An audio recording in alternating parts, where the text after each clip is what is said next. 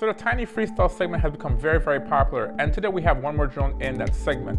Today we're taking a look at the Smart16 by GEPRC, and the Smart series is GEPRC's freestyle category, just like this Smart35 right here. So if this Smart16 can perform anything like these other drones, we may have a winner on our hands. So let's take a look at this drone and see if it's right for you.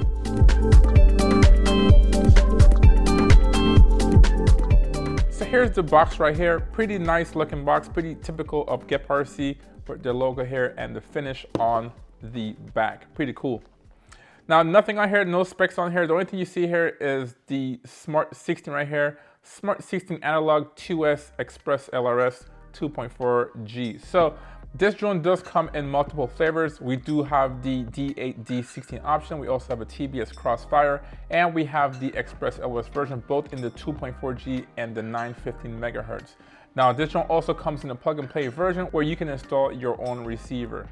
So yeah, there's nothing else on this box. Let's open it up. I have my unboxing knife right here.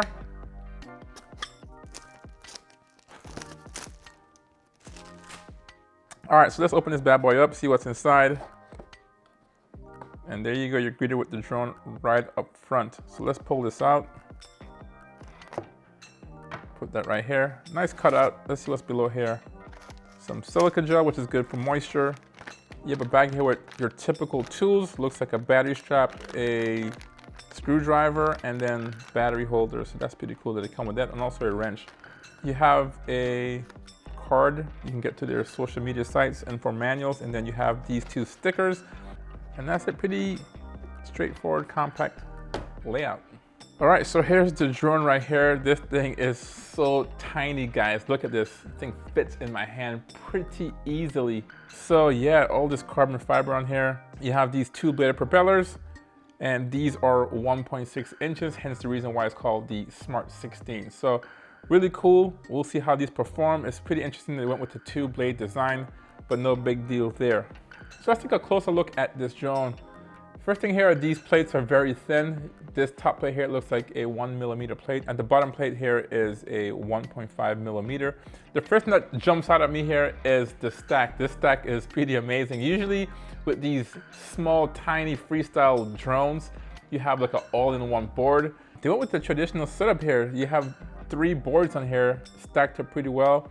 And the bottom board looks like the ESC, the middle boards, yeah, it has to be the flight controller. And then the top board is the VTX. This thing is pretty cool. Now, hopefully they sell these things separate, so if one of these things do fail or does fail, then you can actually buy a replacement.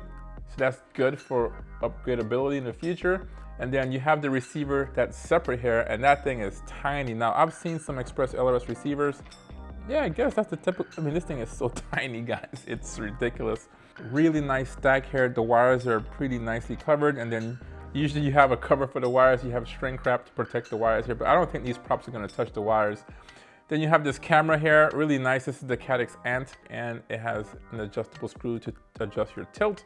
So yeah, that's pretty cool. And in the back here, you have this connector here for your batteries. This is a PH 2.0, and obviously with the 2 connections here, this is a 2S or 2-cell drone. So that's pretty different compared to some of the other drones in the market.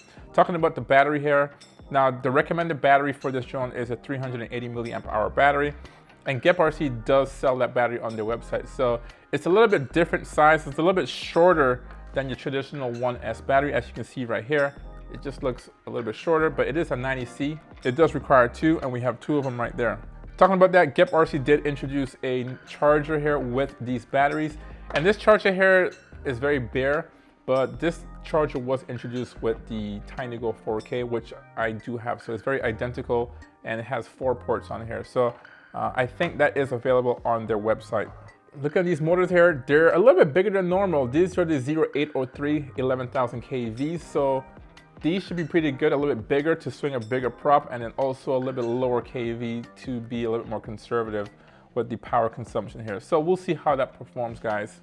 Anyways, let's go over some of the specs here, because there's a lot packed into this small drone, a lot, guys. The first thing here is the frame. This is the ST16 frame by GEPRC, so you can buy this and put whatever motors you want on here. And this is a really nice package. This whole thing here is 36 grams with all the components in here, so it's a very, very light frame. As far as the plates here for the frame, the top plate is 1 millimeter and the bottom plate, which is a single plate, is 1.5 millimeters. So there's some added strength in here, but it's not really thick.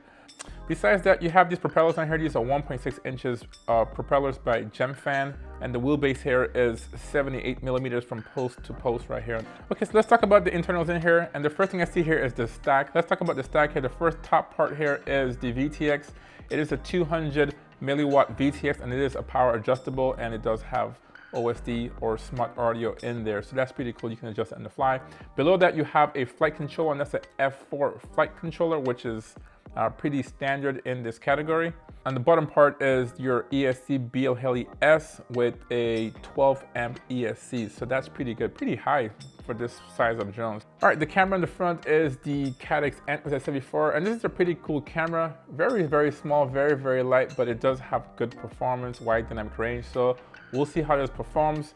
And as I said, this goes to the VTX back here, and you have a linear dipole antenna back here. All right, so the next thing are these motors. We talked about them earlier, and these are the GEPRC 0803 11,000 kV motors. Pretty nice looking, you know, a little bit bigger than some of the other motors in this segment, but it does also have a bigger propeller as well. And the last thing on the back here, on the end here, you have this small, tiny Express LRS receiver in the back here. It does have this ceramic antenna on here, so it's a really compact design. I mean, there's space on here for other things if you really wanted to. So they did a really good job with this whole setup here. I'm really impressed with this whole thing. To have all the components here of a traditional drone in here, it's amazing, guys. Now this thing here reminds me a lot of the iFlight Baby Nazgul, and I have that drone right here because it's just a reminder of what this is. This is obviously a tiny freestyle drone as well, and there's a lot going for this Smart16 right here. Now I did a review on this drone. I'll leave a link where you can find it if you're interested in this.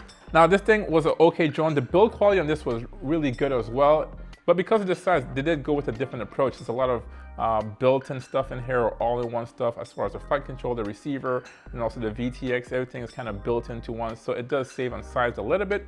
So there were some things I didn't like about this. What did I wish for this drone in the second iteration? What did I say?